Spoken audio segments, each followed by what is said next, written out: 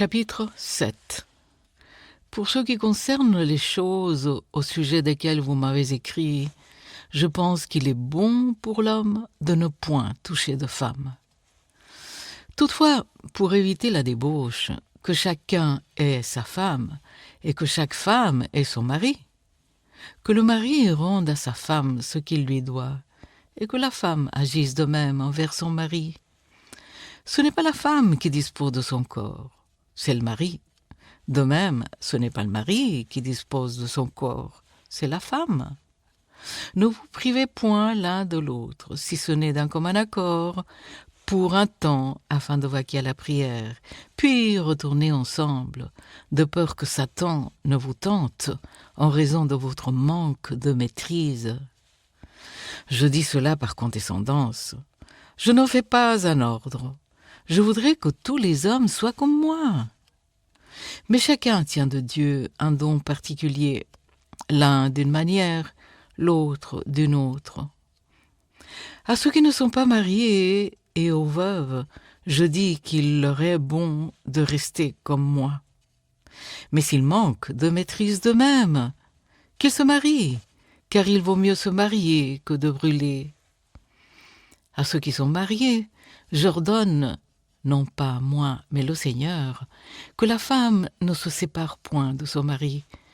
Si elle est séparée, qu'elle demeure sans se marier, ou qu'elle se réconcilie avec son mari, et que le mari ne répudie point sa femme.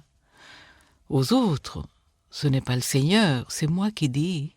Si un frère a une femme non croyante, et qu'elle consente à habiter avec lui, qu'il ne la répudie point. Et si une femme a un mari non croyant, qu'il consente à habiter avec elle, qu'elle ne répudie point son mari.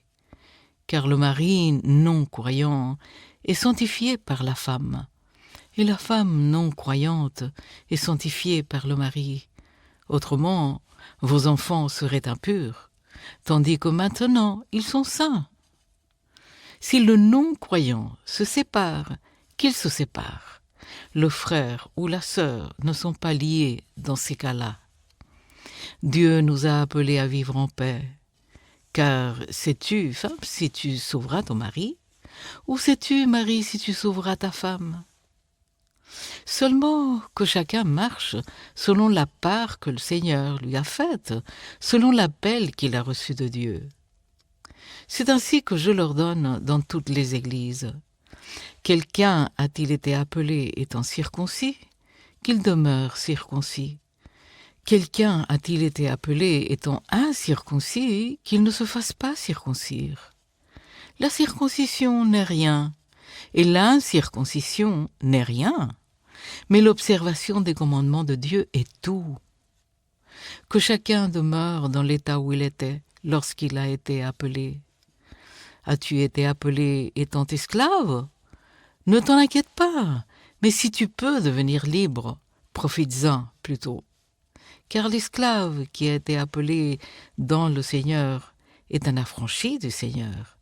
De même, l'homme libre qui a été appelé est un esclave de Christ. Vous avez été rachetés à un grand prix. Ne devenez pas esclaves des hommes. Que chacun, frère, demeure devant Dieu dans l'état où il était lorsqu'il a été appelé.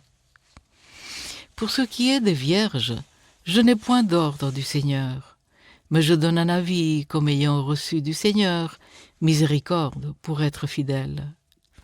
Voici donc ce que j'estime bon à cause des temps difficiles qui s'approchent. Il est bon à un homme d'être ainsi.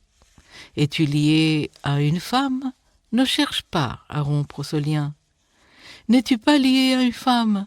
Ne cherche pas une femme. Si tu t'es marié, tu n'as point péché. Et si la Vierge s'est mariée, elle n'a point péché. Mais ces personnes auront des tribulations dans la chair. Je voudrais vous les épargner. Voici ce que je dis, frère. C'est que le temps est court. Que désormais ceux qui ont une femme soient comme n'en ayant pas, ceux qui pleurent comme ne pleurant pas, ceux qui se réjouissent comme ne se réjouissant pas, ceux qui achètent comme ne possédant pas, et ceux qui usent du monde comme n'en usant pas, car la figure de ce monde passe. Or, je voudrais que vous soyez sans inquiétude. Celui qui n'est pas marié s'inquiète des choses du Seigneur, des moyens de plaire au Seigneur. Et celui qui est marié s'inquiète des choses du monde, des moyens de plaire à sa femme. Il y a de même une différence entre la femme et la Vierge. Celle qui n'est pas mariée s'inquiète des choses du Seigneur, afin d'être sainte de corps et d'esprit. Et celle qui est mariée s'inquiète des choses du monde, des moyens de plaire à son mari. Je dis cela dans votre intérêt. Ce n'est pas pour vous prendre au piège, c'est pour vous porter à ce qui est bienséant et propre à vous attacher au Seigneur sans distraction. Si quelqu'un regarde comme déshonorant pour sa fille de dépasser l'âge nubile et comme nécessaire de la marier, qu'il fasse ce qu'il veut, il ne pêche point. Qu'on se marie. Mais celui qui a pris une ferme résolution, sans contrainte et avec l'exercice de sa propre volonté, et qui a décidé en son cœur de garder sa fille vierge, celui-là fait bien. Ainsi, celui qui marie sa fille fait bien, et celui qui ne la marie pas fait mieux.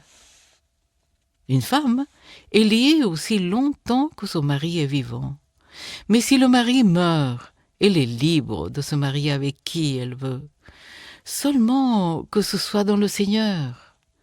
Elle est plus heureuse néanmoins s'il demeure comme elle est, suivant mon avis. Et moi aussi, je crois avoir l'Esprit de Dieu.